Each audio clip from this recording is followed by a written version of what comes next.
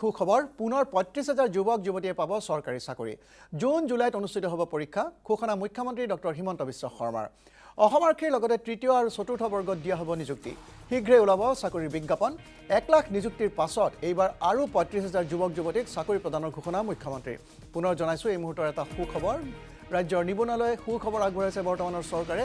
পুনৰ ৩৫,০০০ যুৱক যুৱতীয়ে পাব চৰকাৰী চাকৰি। জুন জুলাইত অনুষ্ঠিত হ'ব পৰীক্ষা। এই ঘোষণা মুখ্যমন্ত্ৰী ডক্টৰ হিমন্ত বিশ্ব শৰ্মাৰ। অসম আৰক্ষীৰ লগতে তৃতীয় আৰু চতুৰ্থ বৰ্গত দিয়া হ'ব নিযুক্তি। শীঘ্ৰে ওলাব চাকৰিৰ বিজ্ঞাপন। ১ লাখ নিযুক্তিৰ পাছত এইবাৰ আৰু ৩৫,০০০ যুৱক যুৱতীক চাকৰি প্ৰদানৰ ঘোষণা মুখ্যমন্ত্ৰীৰ।